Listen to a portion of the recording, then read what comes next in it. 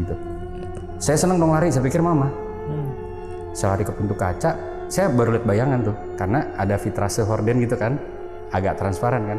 Saya buka, pas saya buka, ternyata di depan, saya inget banget itu, ada bapak-bapak, dia membungkuk ke saya, mukanya setara dengan muka saya, terus dia mencibirkan bibirnya begini.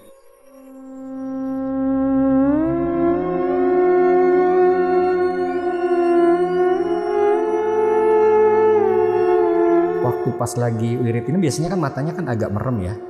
Nah terus bapak tuh karena mungkin udah sampai satu titik ada jenuhnya juga kan, pasti kan orang begini kan.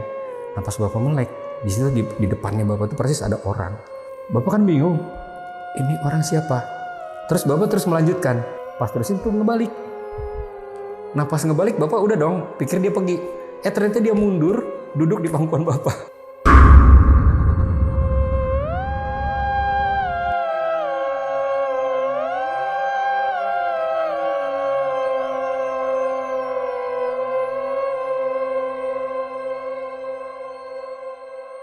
Assalamualaikum warahmatullahi wabarakatuh. Salam sejahtera untuk kita semua, kembali lagi di Lonceng Misteri, masih bersama gue Gilang Ahaditya. Dan malam ini gue kedatangan seseorang yang bakal nyeritain kejadian-kejadian horor di rumahnya di daerah Dago, kawasan Bandung Utara.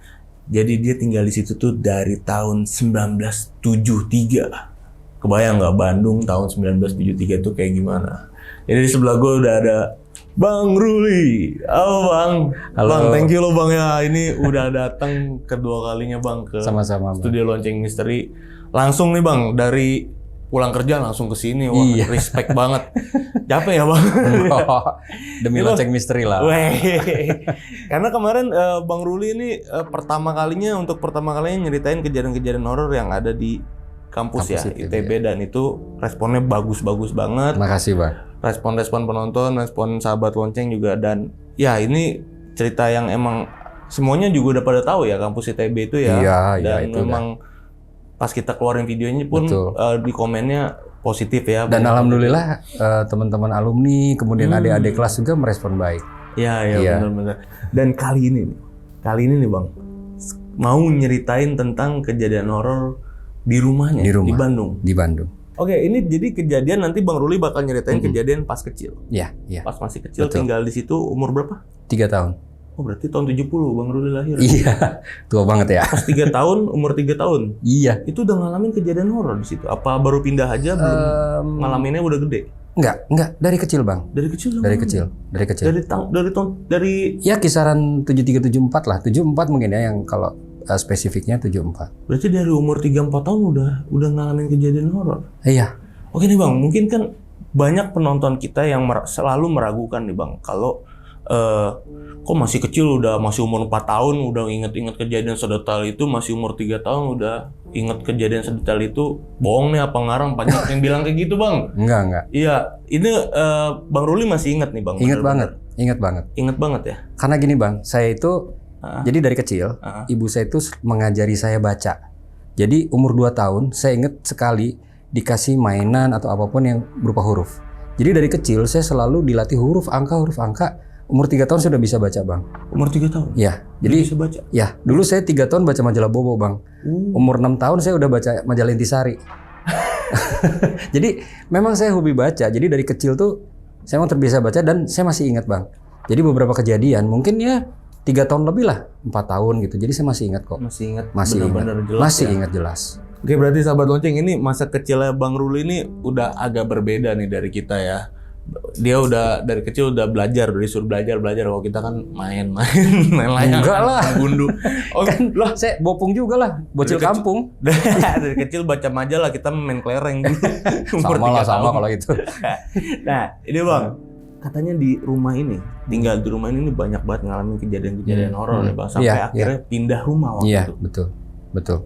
Itu gimana Bang, kejadian-kejadian horor itu katanya juga sampai ngancam nyawa. Ngancam nyawanya yang gimana maksudnya Bang? Ya intinya gini lah, kalau horornya sendiri mungkin bawaan rumahnya udah itu, tapi banyak pengaruh eksternal Bang, yang memang istilahnya ngacak-ngacak keutuhan keluarga kita dengan teror. Oke. Yang sampai mengancam nyawa. Oke ya, ditahan dulu nih Bang ya mungkin ya buat openingnya. Jadi buat sahabat lonceng nih ya, wajib banget nonton video ini dari awal sampai habis, jangan ada di skip-skip. Karena gue jamin video kali ini bakal serem banget, bakal seru banget. Dan buat sahabat lonceng nih yang belum subscribe channel Lonceng Misteri, buruan langsung subscribe channel Lonceng Misteri biar gue nih makin semangat ngasih asupan-asupan horor sama kalian semua. Ya udah Bang Ruli, ini berhubung Bang Ruli udah Saya yang 2 kali bunyiin ya? cerita nih. Iya Bang Ruli nih. Asik. Oke. Waktunya Bang Ruli nih yang bunyiin.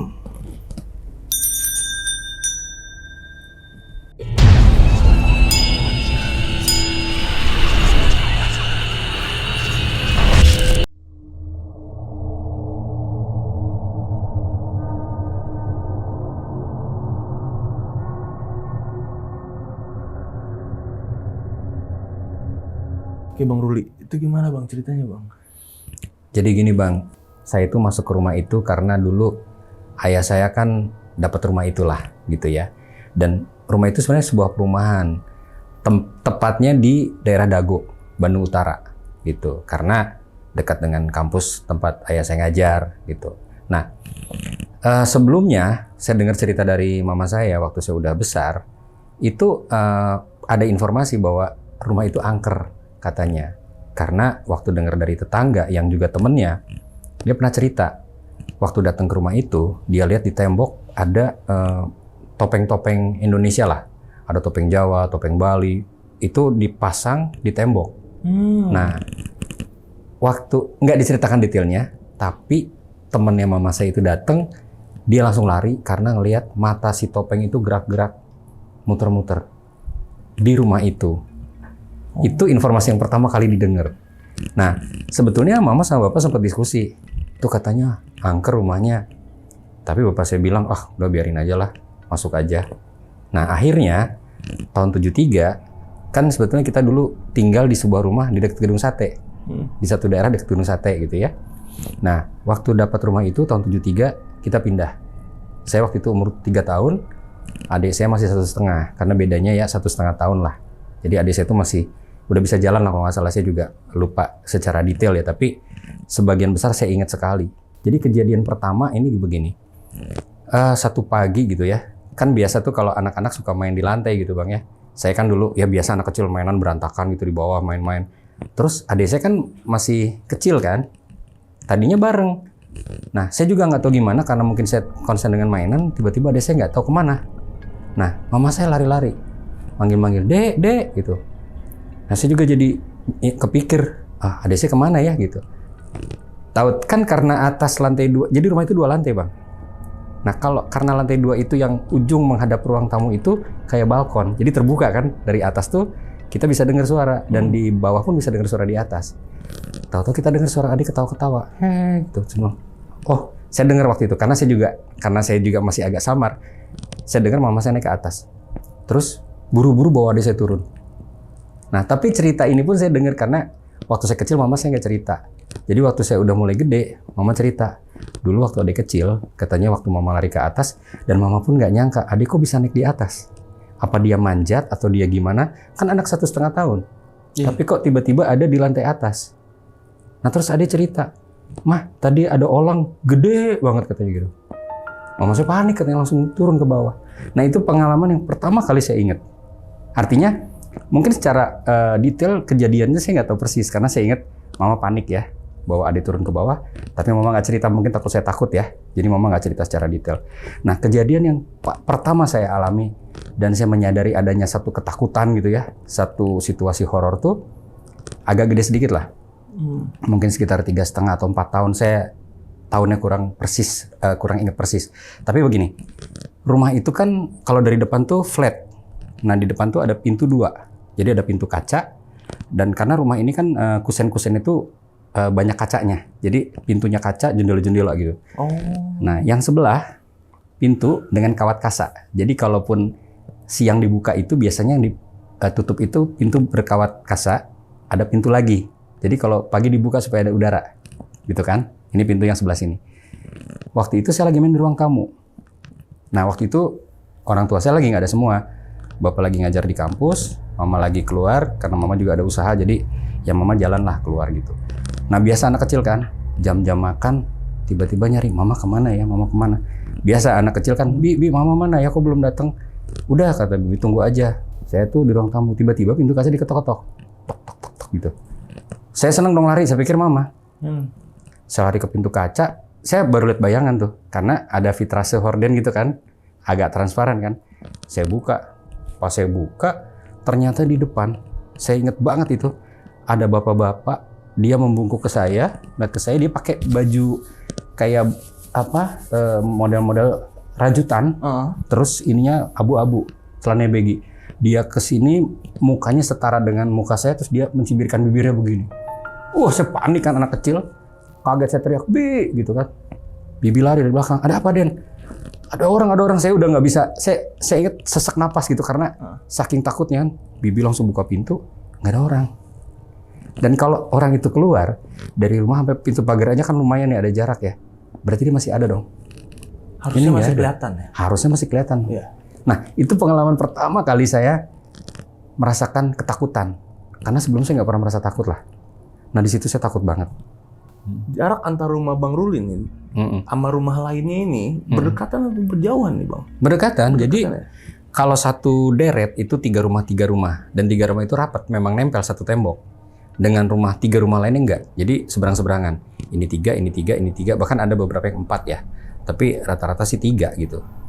Tapi pada saat itu Bang Ruli nggak tahu itu siapa ya? Enggak. Belum tahu ya? Meskipun kecil, saya kan dulu juga punya teman-teman kan di lingkungan itu kan. Tapi ya perasaan orang tua itu juga nggak tahu. Nggak tua-tua banget, cuman ya buat saya cukup menyeramkan lah. Anak kecil gitu ya. Saya kan berdiri. Sementara dia membungkuk, itu kan kaca tuh. Mukanya tuh deket, tapi terhalang kaca. Wah, saya panik banget. Itu saya ngerasa paling ketakutan yang pernah saya alami paling kecil, itu yang pertama kali saya inget. Gitu. Terus ada satu pengalaman lagi waktu saya umur nggak jauh lah dari situ ya. Jadi saya kan, nah tadi kan ada satu sosok pembantu itu yang saya bilang ya. Nah saya lihat nih, pembantu ini cukup agak menyeramkan lah. Karena saya inget banget, dia tuh kalau ngeliat ke saya, kalau lagi marah, itu matanya melotot dan saya takut banget lihat dia. Bahkan saya pernah dipukulin, cuman saya nggak berani ngomong. Kalau ibu bapak saya pergi, itu saya pasti dipukulin. Tapi saya nggak pernah berani ngelapor. Adik saya juga dipukulin. Suka dipukulin. Cuman kita diem karena takut. Nah, satu waktu, biasa kan anak kecil kan suka main-main ya ke kamar pembantu gitu. Nah, tangan saya tuh masuk ke bawah bantal. Tiba-tiba, megang apa nih? Ada sesuatu yang pegang. Saya buka dong dari bawah itu. Kayak ada bungkusan dari kain warna putih. Kalau dilihat tuh kayak guling tapi kecil gitu kan. Mungkin kayak pocong kali ya, bentuknya seperti gitu. Pocong-pocongan kecil gitu. Kayak gitu. Cuma dipegang ada teksturnya. Kan saya dengan polosnya bawa ke mama kan. Mama, ini apa? Dari mana? Dari bantalnya Bibi. Udah sini diambil. Udah tuh diambil sama mama. Nah, karena saya nggak tahu waktu itu kan masih kecil ya, jadi saya nggak terlalu mikirin lah. Cuman saya juga kenapa mama tiba-tiba ngambil barang itu, dan saya udah nggak inget lagi. Tapi satu kejadian, pagi-pagi adik saya bangun. Nah, mama ternyata bangun juga. Jadi adik saya itu ke dapur karena pembantu saya tuh suka bikin nasi panas, terus suka dikepel-kepel pakai garam. Anak kecil kan seneng ya makan-makan gitu. Adik saya itu bangun tiba-tiba, mama saya pas keluar, adik saya itu dipukul sama pembantu saya. Jadi mama langsung marah kan. Nah, langsung diusir. Iya. Jadi iya. Nah, kurang ajar. Jadi tapi saya waktu kecil itu agak plong karena seolah-olah kayak diteror gitu sama si pembantu itu, tapi saya juga nggak ngerti. Waktu masih kecil, masih umur berapa tadi, Bang? Mungkin antara 4 tahunan lah. 4 tahun, sekitar 4 tahunan gitu. Nah, terus ada Bang, waktu saya TK, itu saya masih ingat, saya udah sekolah tuh. Nah, karena TK kan pulangnya cepet ya, jam 10 biasanya. Nah, itu mungkin kisaran jam 11. Jadi waktu itu, ada adiknya mama yang tinggal di rumah. Karena SMA-nya di Bandung. Nah, waktu itu adiknya mama itu dipanggilnya Cecep. Nah, kan mama kan manggil dia Cep gitu ya. Nah, terus adik mama itu bilangnya Teh gitu, Teteh kan. Ingat tadi saya cerita ada pintu itu Bang, yang pintu yang satunya yang ada kawat kasa. Iya. Nah, kawat kasa itu cukup tinggi lah. Jadi kalau anak kecil lihat kawat kasa itu pasti nggak nyampe kalau lihat keluar.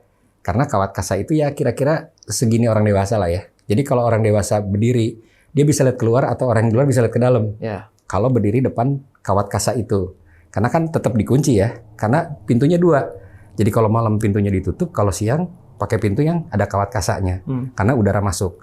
Nah, kira-kira jam 11-an mungkin ya, karena saya ingat waktu itu saya pulang sekolah nggak terlalu lama, mama saya tuh lewat jalan yang di depan pintu itu. Terus dengar suara, teh katanya gitu. Loh, jam 11 kok udah datang kata mama. Ini mama cerita ya, karena saya juga kan nggak ingat persis. Tapi mama bilang, kok jam 11 udah datang gitu ya. Akhirnya manggil, Cep, kok udah datang katanya. Baru pintu dibuka. Dia ngeliat tuh, sebelum pintu dibuka, kelihatan dong jidatnya dengan rambutnya kan. Karena segini, jadi mama saya lihat banget. Ada rambut adeknya dengan jidatnya. Begitu pintu dibuka, bawahnya nggak ada bang. Cuman rambut sama jidat. Kaget banget kan mama saya. Berarti melayang gitu ya? Bukan melayang, sepotong aja. Jadi ya fix diem, tapi bawahnya kosong. Pintunya langsung ditutup lagi. Mama saya ketakutan. Nah, karena waktu itu saya ada di situ, saya dengar ceritanya. Jadi saya tuh agak tambah takut juga ya. Karena saya tuh dulu udah mulai lupa gitu cerita-cerita yang adik saya dulu dibawa ke atas, terus yang saya juga lihat penampakan ada orang yang di depan kaca gitu. Itu saya udah hampir lupa. Tapi ketika dengar cerita itu saya keinget lagi. Jadi ada rasa takut lagi saya di rumah. Kerikol lagi memorinya ya? Kerikol lagi memori saya. Duh, ada apa ya di rumah gitu kan. Nah, kira-kira nggak tahu lah, kayaknya masih deket ya perasaan saya. Mungkin saya udah masuk kelas 1 SD atau kelas 2 gitu ya. Jadi kan kalau di rumah itu kan ada kayak semacam koridor ya di dalam. Jadi ada kamar mandi, kamar utama ya, kamar bapak sama mama saya. Yang satu lagi kamarnya adik. Nah, kamar adik ini ngadep ke depan, Bang. Ada jendela ngadepnya ke halaman luar. Kalau kamar mama sama bapak tuh ngadepnya ke belakang jendelanya. Jadi ngadep ke pintu belakang. Nah, waktu itu saya ingat banget kita lagi pada nonton TV tuh. Bapak saya, adik saya dengan pembantu tuh lagi di depan TV. Karena ruang TV itu kan di depannya koridor itu dan dekat pintu yang kawat itu, pintu yang kawat kasa itu. Mama saya tiba-tiba lari dari kamar. Ada apa? Kata bapak saya. Gitu katanya. Ada yang heh. Masa gitu. Karena gini bang, yang masuk pintu pagar itu kalau dibuka pasti bunyi. Karena besi kan, dia cetek atau bunyi lah pintu itu nggak akan, orang kalau mau buka sepelan apapun bunyi. Makanya kan saya juga lagi nonton TV nggak dengar apa-apa. Ya saya masih kecil juga kan, masih SD. Tapi mungkin memori saya lebih bagus ya dibanding waktu saya lebih kecil. Karena ini kan saya lebih besar. Jadi saya masih ingat banget waktu mama saya teriak lari panik dengar suara itu. Gimana ceritanya kata bapak saya? Enggak, lagi nyisir-nyisir depan kaca tiba-tiba heh gitu. Terus akhirnya bapak saya lihat enggak, udah nggak ada apa-apa. Nah, tapi begini bang, karena mungkin kita tuh sering dengar seperti itu, dan kan di lingkungan kita nih kan suka ada yang mimpin pengajian ya, RT situ gitu ya, kita kadang-kadang suka ngadain pengajian di rumah gitu kan, manggil orang-orang dari masjid gitu ya, nanti kita kumpul-kumpul biasa, ngobrol lah, ini sebenarnya ada apa sih di sini gitu kan. Nah terus dia bilang, karena menurut dia, katanya ya saya juga dengar cerita setelah gede, jadi dia tuh menjadi medium, jadi dia tuh nanya, ini ada apa sih? Apa yang dimauin sih sama di sini, ganggu terus katanya gitu. Di depan rumah itu ada pohon bambu bang. Jadi ya kalau saya ingat-ingat sih emang agak serem ya, karena pohon bambu begitu. Mungkin kalau bapak kan dulu ngelihatnya ya mungkin estetik aja, ada pohon bambunya keren. Tapi kalau saya ingat lagi memang agak serem. Nah akhirnya karena dia entah berkomunikasinya gimana, katanya bilang dia minta ayam cemani. Wah bapak saya nggak usah katanya gitu. Terus udah gitu nggak tahu dia komunikasi lagi, mintanya naik lagi. Minta kepala babi hutan katanya. Waduh, bapak saya bilang, enggak. Malah bapak saya lebih ekstrim. Tebang aja deh bambunya katanya. Ditebang lah bang, pohon bambu itu. Dan gangguan tetap ada. Kita tetap panggil pengajian. Akhirnya karena ada suara-suara begitu ya kita udah terbiasa. Cuman karena mungkin bapak juga mikir, ini ada apa ya? Kok terus-terusan gangguan seperti ini gitu. Dengan itu ditebang, ada terus kejadian. Nah, satu saat ada orang datang ya dari keluarga jauh lah, dari Cirebon. Katanya dia bisa lihat. Terus dia duduk tuh di ruang tamu. Dia ngeliatin aja. Wah katanya di sini kok ngeri ya katanya. Emang lihat apa? Itu katanya di depan ada yang ngehuni di situ, katanya kupingnya gede katanya gitu. Kupingnya gede katanya ada 2 orang katanya. Yang satu taringnya gede. Cuman karena kita dengar cerita-cerita gitu dan bapak orangnya nggak skeptis, tapi dia paling nggak mau kayak gitu-gitu. Malah bilang udahlah, kita tahajud aja, kita puasa aja, udahlah jangan main-main begitu-begitu. Ya kita jalanin lah bang, cuman tetap ya maksudnya gangguan itu ada terus. Nah sampai satu saat saya ngerasa ini ada satu momen yang seolah-olah ngancam kehidupan kita gitu. Kali ini lebih ancaman ya, kalau dulu mungkin hanya nakut-nakutin. Tapi belakang-belakang ini kok jadi kayak mengancam ke arah nyawa gitu. Saya dulu waktu kecil bang, sakitan. Saya hampir lewat berapa kali banyak dengan panas tinggi, kejang-kejang gitu. Bahkan saya sampai puncak ya bang, saya sempat merasakan kepala saya itu, muka saya itu deket langit-langit bang. Panasnya tinggi banget, saya ngelihat garis-garis langit-langit itu seolah-olah udah deket muka saya. Jadi entah apa namanya, seperti saya melayang atau apa, mungkin saya udah kritis. Dan saya ingat mama saya itu megang-megang muka saya sampai masukin jarinya ke mulut saya itu karena saya ngegigit terus. Karena saya udah mukanya tuh udah merah sekali katanya. Adik saya pernah diare berat, diare parah, sampai biru sekujur badannya dan kulitnya ditarik tuh udah nggak balik gitu. Jadi udah memang bener-bener. Dan puncaknya bang, ini ada satu, bukan puncak sih sebenarnya, hampir ya 2 kali kejadian. Jadi waktu itu saya ingat saya masih kelas 6.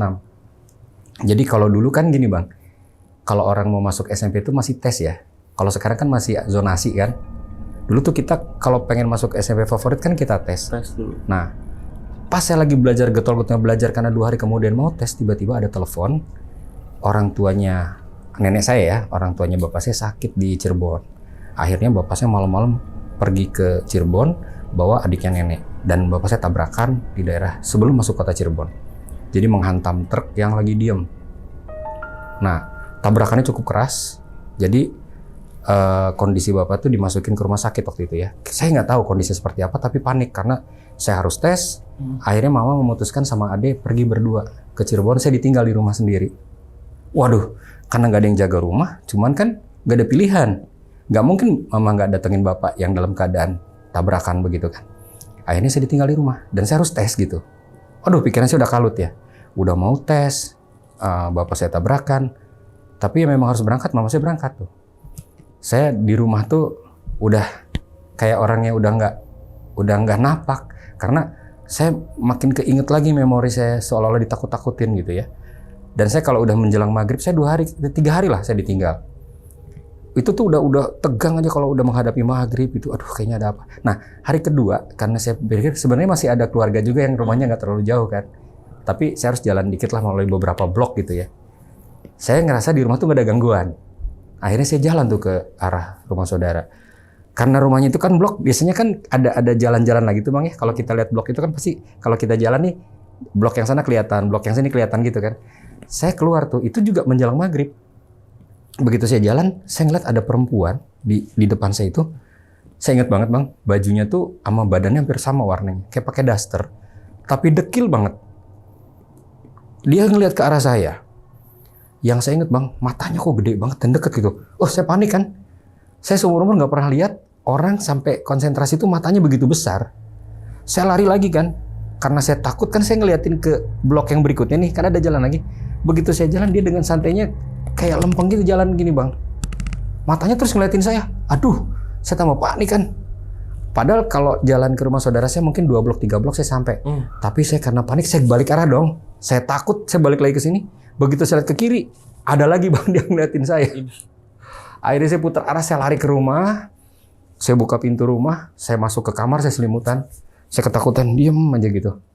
Aduh, ini ada apa lagi gitu. Di rumah nggak diganggu, di luar diganggu. Pikiran saya tambah berkecamuk dong. Besok tuh tes terakhir saya mau masuk SMP itu kan. Nah udah, singkat cerita, mama saya datang. Ya akhirnya mama dengan adik ya, bapak nyusul kemudian, udah tuh. Itu SD ya. Nah setelah itu ya bapak pulang biasa dengan penyembuhan yang cukup panjang gitu ya. Sampai bapak juga trauma untuk nyetir mobil lagi gitu. Jadi kondisi itu memang nggak enak gitu ya. Di rumah dengan kondisi seperti itu, dengan kadang-kadang suara-suara tetap mengganggu gitu. Karena saya kan makin gede ya, berarti kan saya harus tidur di atas tuh. Dan di atas juga saya ada rasa ketakutan juga. Jadi nggak tenang dalam hidup itu waktu itu. Jadi seolah-olah kayak ditekan dengan situasi yang nggak menyenangkan lah. Tapi hidup harus jalan terus kan. Saya sampai masuk ke SMP gitu, berjalan terus. Nah di SMP bang, ada satu kejadian yang saya nggak pernah lupain ya. Dari rumah itu di ruang makan. kalau kita gambarkan tuh ruang makannya sebenarnya gini bang, karena ruang makan itu kan jendela itu bukan di ruang makan tapi di dapur. Jadi ruang makan itu nyaris tembok semua. Jadi nggak ada jendela di ruang makan itu karena jendelanya sudah diambil sama dapur ya. Karena jendela cukup besar dan ada di dapur. Dapur juga nggak terlalu jauh. Cuman karena di situ di ruang makan itu kotak dan itu tembok ya. Jadi nggak ada sama sekali jendela. Waktu itu saya ingat lagi bulan puasa bang. Karena biasa bulan puasa kan libur biasanya dulu kan ya. Nah, mama saya lagi bikin kue kering tuh.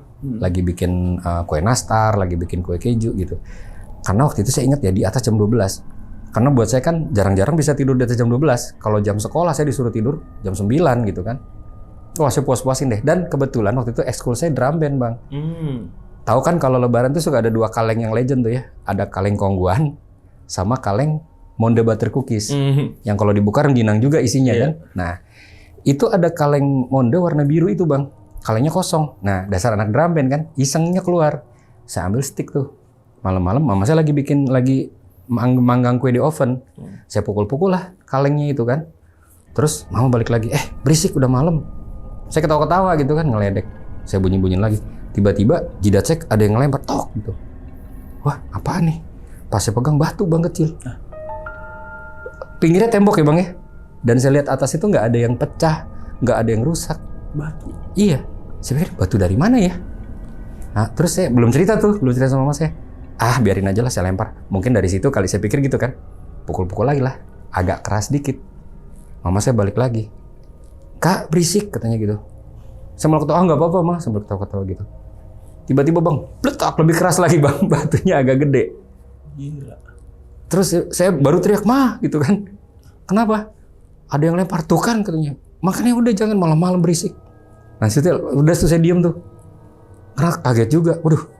Kok ada yang lempar? Dan saya masih beberapa menit itu saya keliling-keliling situ. Saya nyari-nyari. Nggak ada yang rusak tembok. Langit-langit utuh. Batu dari mana ya? Gitu.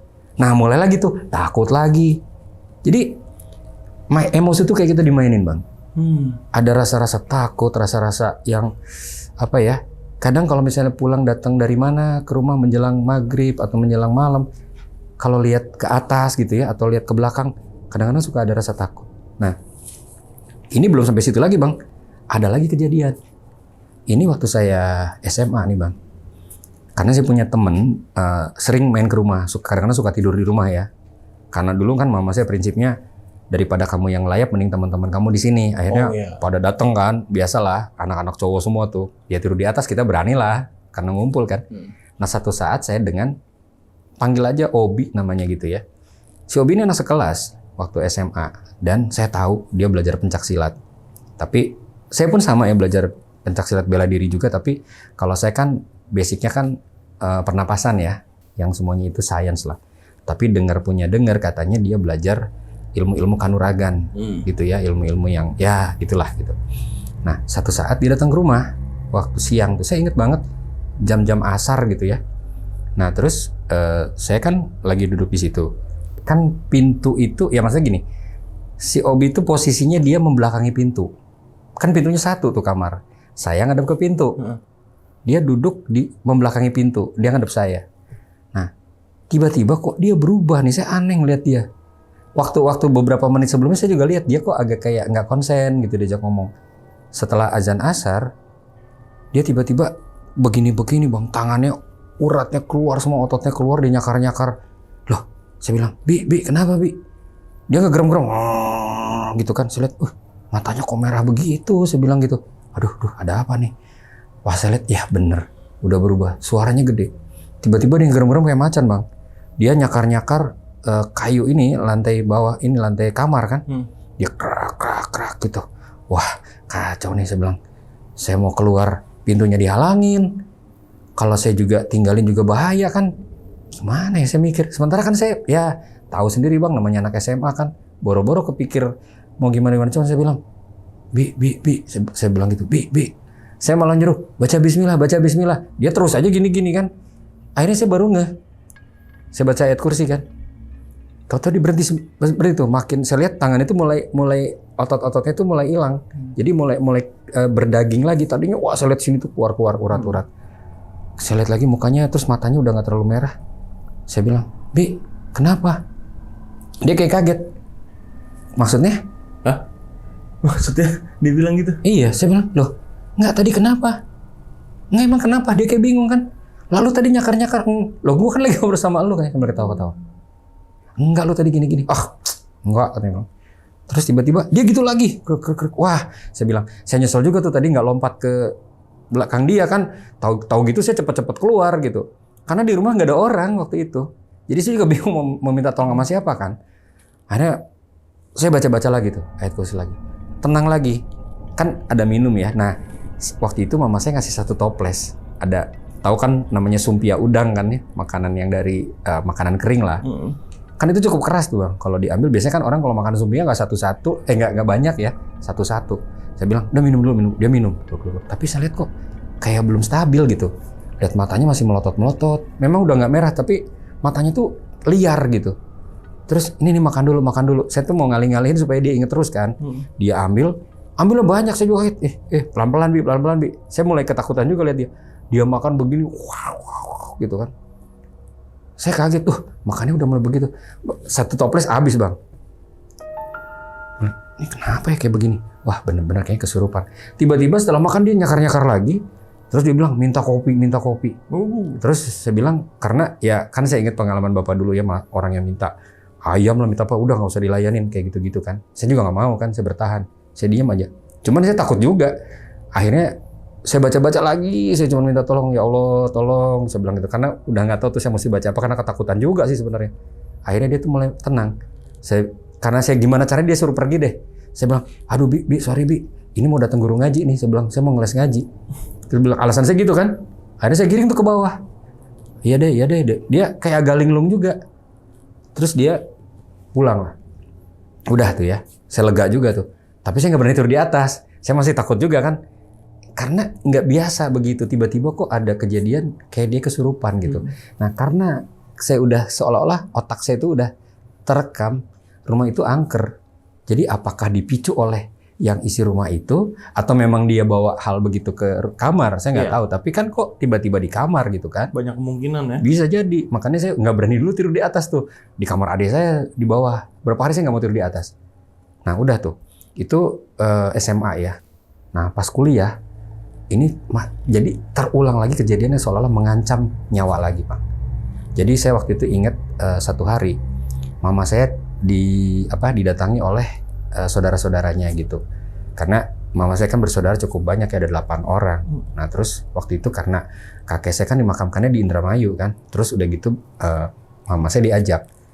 Tapi waktu mama saya mau pergi tuh saya punya perasaan gak enak. Malah pengen nahan gitu sebenarnya. Udah lama jangan ikut gitu. Tapi saya kan nggak bisa nahan gitu kan. Ya udah akhirnya pergi. Tapi saya dengan perasaan gak enak gitu. Mama saya pergilah dengan saudara-saudaranya. Tahu-tahu malam, kan rencananya pulang pergi Bang. Ada telepon, saudara datang. Yang rumah yang saya bilang saudaranya rumahnya deket itu Bang. Karena nggak ke rumah, ngasih taunya ke sana. Dia datang ketok-ketok rumah jam 11 malam. Mama kecelakaan katanya gitu. Hah? Saya kaget kan. Akhirnya saya bawa tuh. Saya nyetir, bapak saya, adik saya, kita ke rumah sakit Immanuel. Jadi kondisi tabrakannya itu dari arah Jalan Soekarno-Hatta yang dari arah Sumedang menuju Bandung. Ada angkot putar arah mendadak. Ketabraklah si angkot dan di situ yang jelas supir angkot itu nggak meninggal, saya nggak tahu ya, tapi kondisi itu tidak meninggal, tapi ada satu yang meninggal di mobil yang nabrak mobil yang dipakai mama. Dan posisi mama itu keluar dari mobil, kepalanya kena aspal dan gegar otak gitu. Nah cuman ada pengalaman yang aneh lagi nih Bang. Jadi waktu saya ke rumah sakit, mama saya cerita. Jadi mama saya bilang katanya waktu pas kejadian itu mama nggak ingat, tahu-tahu ingat katanya kayak masih kecil, dia lagi lari-lari, terus ngelihat katanya sebelah kiri kok ada orang mukanya berdarah-darah katanya gitu, dan rambutnya gondrong. Terus satu lagi ngelihat kakaknya mama sama dalam kondisi seperti itu. Akhirnya mama sadar tuh, saya kan mama pingsan kan ya. Setelah itu mama sadar, mama cerita sama saya, tadi lihat gini-gini. Dan memang Bang, jadi si supir angkot itu rambutnya gondrong, dan waktu saya masuk ke situ masih dalam keadaan penuh luka dan penuh darah gitu. Kakaknya mama sampai kehilangan matanya karena tabrakan itu. Nah, jadi memang kondisi itu luar biasa lah. Mungkin buat keluarga saya yang lain pun sama ya. Itu kan satu kedukaan ya, satu kejadian yang besar. Tapi buat kita pun sama. Itu kan mengancam nyawa. Karena kita merangkaikan kejadian ini kok seperti ini terus gitu ya.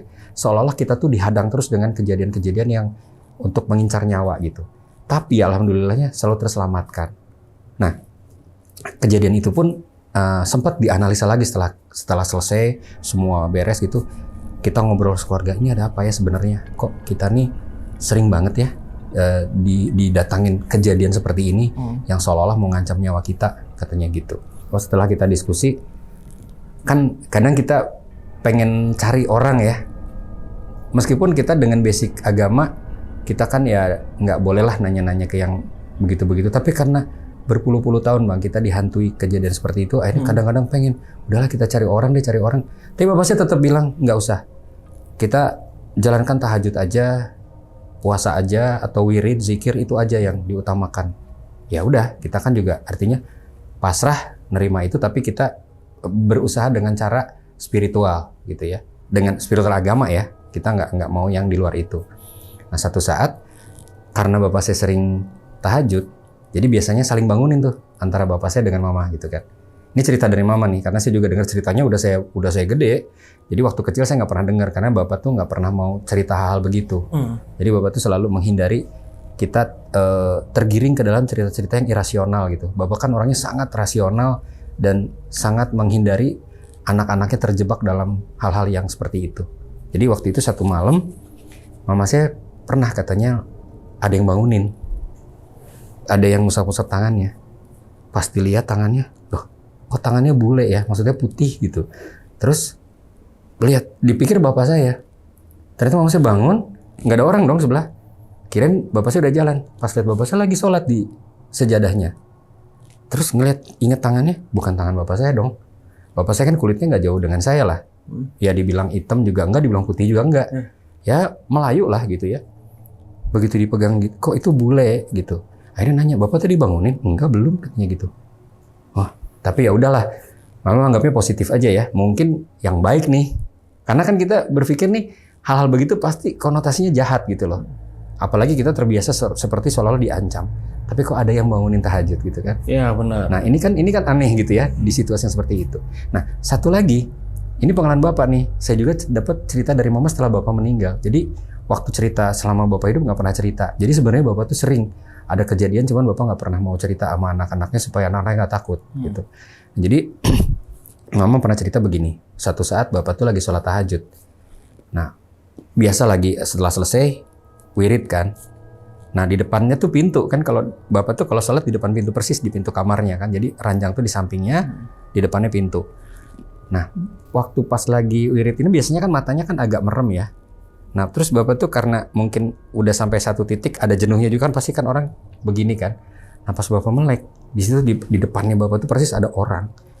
Proporsinya kayak orang bener bang, kayak orang dewasa tapi kecil. Dan mukanya tua.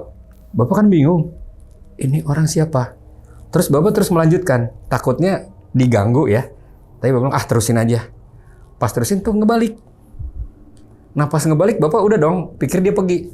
Ternyata dia mundur, duduk di pangkuan bapak. Oh sampai merinding. Jadi dia duduk bang, di pangkuan. Terus pas si sosok itu duduk di pangkuan, duduk di pangkuan bapak abang gimana deh? Iya kan, gimana? Akhirnya kan kaget dong di depan badannya. Kan bapak ingat banget katanya itu, jadi kayak ada orang yang kate ya bang ya, pendek-pendek kan, kepalanya gede gitu, badannya kecil. Nah ini enggak, ini proporsi orang, tapi ukurannya kecil bang, mukanya tua. Dia jalan, tek, dipikir pergi, balik badan mundur, duduk. Akhirnya bapak karena udah kejadian gitu, akhirnya bapak berdiri, terus langsung nggak tahu nangin diri, bangunin mama, mah tadi ada ini katanya gitu. Ya kaget juga kan. Nah, terus ada satu lagi gini bang, itu saya juga masih kira-kira kuliah ya bang, itu kan waktu kejadian itu saya kuliah. Nah, satu saat bang, saya pernah, mama cerita begini, dia pernah satu waktu di kamar mandi bang, lagi kan dulu pernah air tuh kan harusnya jalan ya, artinya kalau keran jalan tuh ya normal, karena pernah satu kali keran rusak, jadi ditampunglah di ember besar. pernah mama diganggu begini. Jadi waktu pas mau ngegayungin air, si embernya itu muter bang. Diputer lagi, embernya muter lagi. Akhirnya mama kesel, dibanting lah si ember itu sampai pecah gayungnya. Sampai mama mungkin udah kesel, dia bilang, kamu kalau terus-terusan begini katanya gitu. Sampai emang saya nggak marah katanya gitu. Mama mungkin emosi ya, sampai dipukulin katanya gayungnya sampai pecah. Dan kejadian itu bang nggak sampai situ. Adik saya baru nikah kan, dia hamil.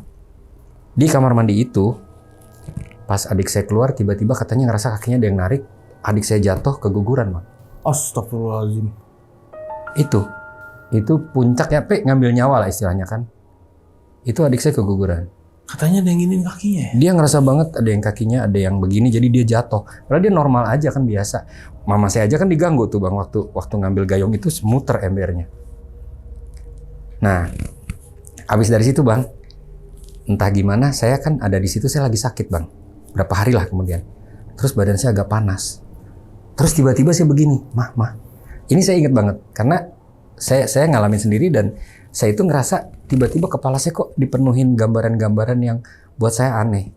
Mah minta kertas dong, saya bilang gitu. Kenapa? Enggak minta kertas, saya bilang gitu.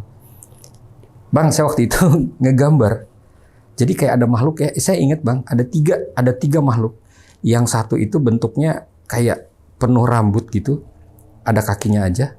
Terus yang satunya ada bola matanya besar. Yang satunya lagi saya lupa bentuknya apa, tapi ada 3. Dan itu saya gambar sambil merem. Dan setelah saya gambar merem itu saya agak plong. Itu saya ngerasa puncak-puncaknya tekanan-tekanan di rumah itu sampai seperti itu bang. Sampai saya ngerasain saya harus gambar. Dan gambar itu saya nggak tahu ya apakah mama masih nyimpen atau enggak, tapi ya mama saya saksi hidup loh, orang nggak mungkin mama saya berbohong lah. Artinya itu memang betul-betul kejadian dan saya pun sampai, karena mama saya sendiri kan ngerasa diteror ya dengan muternya ember, adik saya kakinya ditarik sampai jatuh keguguran. Ini kan udah luar biasa gitu. Nah, sampai satu saat karena ayah saya tuh punya asam urat dan karena untuk mijit kakinya bapak tuh hanya satu orang yang bisa mijit karena tahu dia titiknya di mana dia sakit, jadi nggak bisa sembarangan orang. Nah, orang ini dia datang dari Garut. Akhirnya waktu itu ayah saya dipijit, terus tiba-tiba ngomong, Pak, Bu, Bapak sama Ibu ini yang bikin, katanya gitu. Ah, siapa, katanya gitu. Kita perasaan gak punya musuh kok, kata bapak saya gitu. Ada, katanya gitu. Tadinya saya mau balikin tuh. Oh, jangan, kata bapak saya. Maksudnya gimana? Iya, saya ngelihat nih, ini ada yang mau bikin, tapi dukun udah mati, katanya gitu. Oh. Hah? Kan bapak saya tambah bingung nih. Maksudnya apa sih? Enggak, ini bapak sama ibu ini nih udah ada yang bikin lama, katanya. Udah pengen ngabisin nyawanya, kalau bisa dimatiin. Wah, kata bapak saya. Siapa, katanya. Dia bilang, Pak gini deh, nanti berapa hari lagi ada yang datang ke rumah. Orang deket kok, katanya gitu. Ah, ya enggak aja, katanya. Bapak saya masih nggak percaya kan. Terus, lihat aja Pak, nanti dia datang dia minta maaf, katanya gitu. Udah tuh, lupa tuh. Tapi bapak saya bilang, udahlah jangan main dibalik-balikin gitu. Nanti ya udah kalau dia bikin begitu ya biarlah dia yang tanggung jawab. Tapi kita jangan bikin dosa, kata bapak saya. Jangan kayak gitu. Udah tuh ya, selesai. Berapa hari kemudian datanglah sepasang suami istri yang orang kita kenal dekat bang. Udah tua. Dan apa yang dibilang, kita mau minta maaf barangkali kita punya salah. Bapak saya, mama saya kaget dong. Sementara orang yang itu bilang katanya nanti ada orang mau datang. Nah, setelah itu udah mereka pulang ya. Kan ngomong kan, kita udah gede ya. Artinya adik saya dikumpulin kan. Tadi ada gini. Terus saya sempat waktu itu kan mungkin saya masih lebih muda lah. Wah, kurang ajar juga gitu kan, saya agak marah gitu. Bapak saya bilang udah jangan. Kamu ikhlasin, kamu doain. Katanya gitu. Gimana pun kan kamu tahu dia orang tua. Kamu doain dia, ampunin. Allah minta suruh ampunin dia. Jangan simpan dendam, kata bapak. Dan itu deket bapak saya udah meninggal tuh. Udah katanya gitu. Sekarang ikhlasin aja. Lupain, pikir ke depan, doain. Udah, ya udah. Kita kan akhirnya nggak, dan kita kan nggak mau punya suuzon ya. Karena kita juga belum tahu itu bener apa enggak kan. Tapi kan ini hanya berdasarkan cerita nih. Cerita sama yang mijit.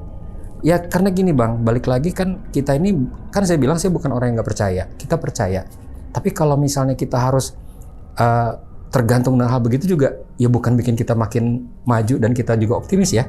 Udah dalam keadaan seperti itu kita makin drop dong. Akhirnya kita menjauhi itulah. Nah, tapi setelah itu bang, kita merasa gangguan-gangguan itu hilang. Gangguan yang bukan standar loh Bang ya. Kalau gangguan standar tuh dari dulu. Yang saya bilang waktu kita masuk rumah aja udah ada suara langkah kaki, udah suara itu udah biasa lah. Oke. Jadi itu tuh, tapi gangguan yang seperti yang ngejahatin kita, yang mau ngebunuh kita, bahkan saya pun juga melakukan hal-hal yang bodoh gitu, yang di luar dugaan, itu pun terjadi gitu loh Bang. Yang saya nggak nyangka, kok itu saya begitu. Jadi seolah-olah kita tuh dibelokin Bang supaya kita tuh hancur gitu. Banyak Bang hal-hal yang membuat kita jadi gitu. Nah tapi setelah itu ya udah kita juga berusaha untuk memaafkan dan kita juga udah berusaha memperbaiki lah kesalahan-kesalahan yang ada. Ya udah kita berusaha untuk lebih baik lah intinya. Nah itu kan di dalam rumah ya Bang ya. Jadi apa yang tadi saya ceritain itu kan cerita di dalam rumah dan cerita serangan terhadap keluarga kita gitu. Jadi ini sebenarnya kalau kita tarik garis nih Bang, ada cerita yang dianggap standar ya, maksudnya kejadian-kejadian di situ dan kejadian yang eksternal nih, yang mengakibatkan kita diserang gitu ya, kita mau dilumpuhkan lah. Nah, pernah satu hari begini, ini yang di luar nih, lingkungan luar ya, di depan rumah. Waktu itu kan karena di halaman depan itu kan ada jadi bentuknya itu ada yang halaman besar itu kan ada rumput ya Bang ya. Nah sebelah sini ada satu sudut yang banyak tanaman, ada anggrek, ada apa. Nah saya kan seneng anggrek gitu ya, biasa suka berkebun.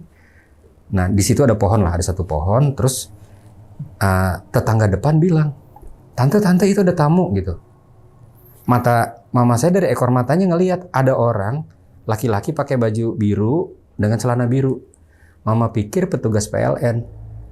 Jadi yang suka meriksa meteran listrik kan. Oh iya. Nah karena posisi lagi di sini itu ada pagar nih Bang. Cuman mama saya baru nggak. Kok dia nggak di pagar katanya udah di dalam. Sementara pagar di depan Bang. Jadi mama saya bingung. Masuk dari mana dia ya? Mama saya begini, orang itu masuk ke rumah dan hilang. Aduh, langsung bilang, kok bisa begitu ya katanya gitu. Nah, tahu-tahu tiba-tiba ada tuh yang tukang beres-beres rumah Bang. Dia orang Banten ya, dan memang dia setahu saya sih memang dia tuh punya interest terhadap ilmu-ilmu klinik lah. Terus dia bilang, Bu, Ibu lihat ini ya katanya gitu. Iya katanya gitu, barusan gini-gini Bu, itu tuh yang menghuni di sini katanya gitu. Ah, menghuni di mana kata mama saya. Itu Bu dekat alat fitness katanya, kan ada alat treadmill ya, alat fitness yang multifungsi lah ya.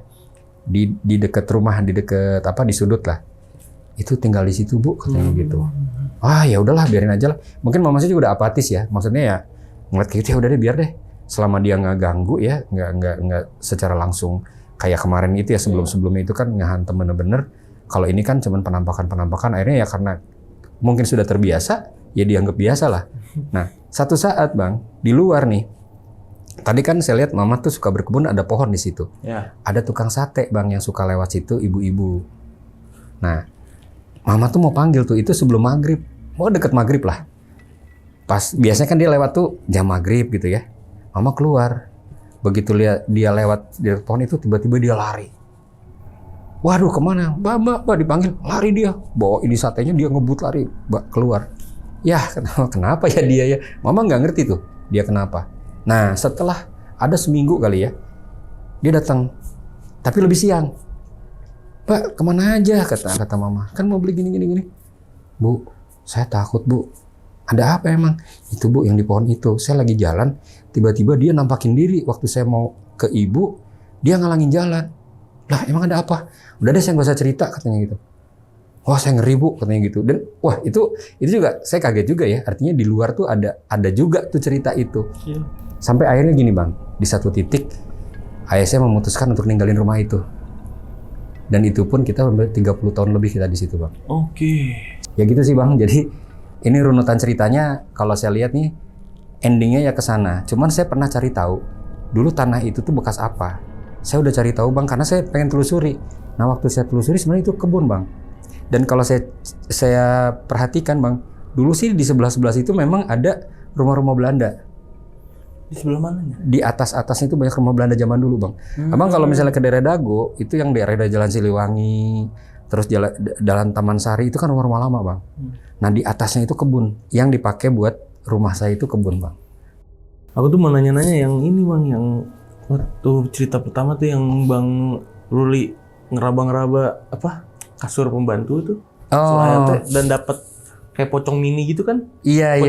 Pocong kecil itu isinya apa Bang? Jadi gini Bang, saya kan dapat cerita terakhir itu dari mama. Jadi waktu kecil saya kan nggak tahu itu isinya apa dan kenapa mama begitu waktu ngeliat itu begitu kayak kaget ya. Tapi setelah saya gede, mama saya cerita. Jadi waktu setelah menemukan si bungkusan itu, dia manggil orang yang suka mimpin pengajian. Nah terus bilang, kayak saya nemuin kayak gini.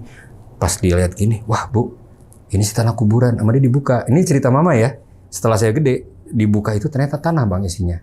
Nah terus juga saya baru tahu, ternyata cerita. Karena gini bang, orang yang Pak RT itu sebenarnya juga sama-sama orang Cirebon bang. Si pembantu pun itu orang Cirebon dan kita tuh keluarga orang Cirebon. Ya.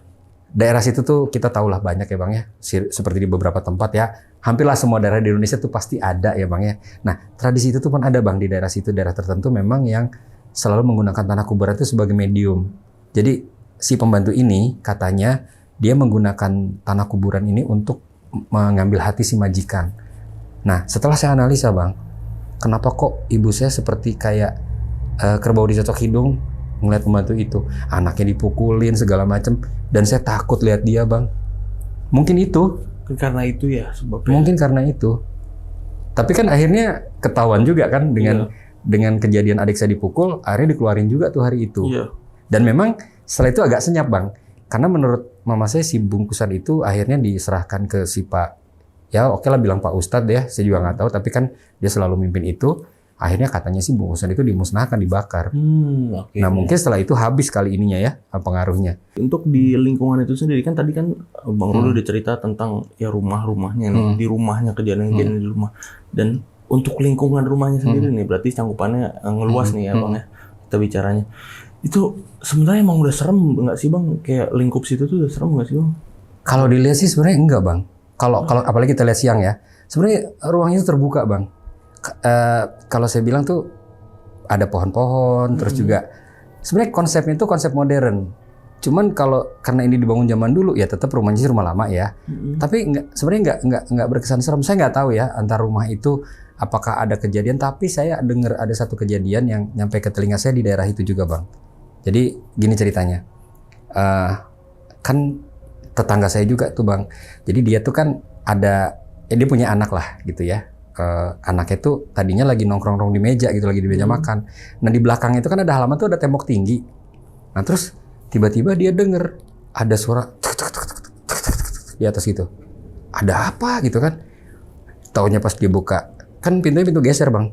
Begitu dia lihat, ibunya dia pakai daster sambil ketawa-ketawa di atas gitu. Dia panik, mama lari-lari di atas gitu kan. Ternyata lari ke kamar, ibunya lagi tidur Bang. Sampai merinding. Gila. Jadi dia ngelihat gitu. Mamanya pakai daster. Masuk akal nggak Bang lari di tembok tinggi. Dia sambil ketawa-ketawa sambil gitu. Pakai daster Bang, lari-lari di atas. Taunya mamanya ada di kamar lagi tidur. Jadi siapa yang lari di atas tembok?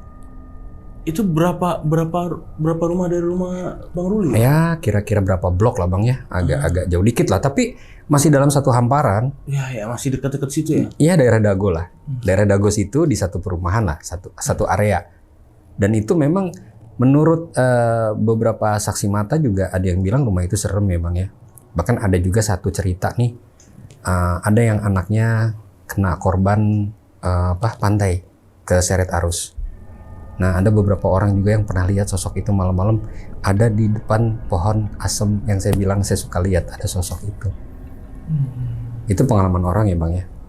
Jadi kalau dibilang pukul rata sih saya juga kayaknya enggak sih Bang. Mungkin juga saya nggak tahu ya apakah di rumah saya atau di rumah yang tadi saya cerita memang sudah ada penghuninya atau memang kebetulan kita jadi target ya Bang ya, target kejahatan orang gitu ya. Tapi secara umum sih saya jarang dengar, cuman memang itu yang saya dengar. Dan itu paling serem buat saya Bang. Bahkan saya lihat sih kalau saya mengalami sendiri kayaknya lebih serem dari apa yang saya rasain Bang. Kebayang nggak sih kalau kita lihat ada ibu-ibu lari di atas itu sambil ketawa-ketawa Bang tengah malam. Tapi orang juga nggak ada yang nggak kayaknya. Begitu dilihat mamanya lagi tidur di dalam. Ngapain lah liatin di atas? Berarti miring gini ya? Iya. Gila. Oke sahabat Tunceng, itu tadi cerita dari Bang Ruli ya tentang kejadian-kejadian horor yang dia alami nih selama tinggal di rumah horor tersebut. Jadi buat sahabat lonceng yang udah nonton videonya dari awal sampai habis. Gimana pendapat kalian? Tulis di kolom komentar. Dan kalau kalian nih masih mau nanya-nanya nih sama Bang Rulinya langsung, itu bisa ke Instagramnya Bang Ruli ya. Boleh Bang? Boleh, Ke Instagram boleh, Abang ya. boleh. Itu Instagram Abang di mana Bang? Boleh kasih tau nggak sama sahabat lonceng Bang? @rulirahadian. @rulirahadian. Nanti linknya aku taruh di deskripsi. Jadi sahabat lonceng bisa langsung klik aja linknya, bisa langsung ke IG-nya Bang Ruli. Dan buat sahabat lonceng nih yang pengen jadi narasumber, datang langsung ke studio Lonceng Misteri seperti Bang Ruli. Nih caranya gampang banget. Kalian bisa langsung mampir ke Instagram kita di @loncengmisteri, di follow dulu Instagram kita, langsung klik link yang ada di bio Instagram kita itu yang nanti bakal mengarah ke WA admin kita. Dan yang terakhir, aku mau ngucapin banyak terima kasih Bang. Thank you banget ya. Sama-sama Bang. Untuk yang Makasih kedua juga. kalinya udah nyeritain kejadian-kejadian horor yang epic ini ke sahabat lonceng Bang. Thank you Bang ya. Sama-sama Bang. Dan akhir kata gue Gilang Ahaditya izin pamit. Bang Ruli juga izin pamit. Bye-bye.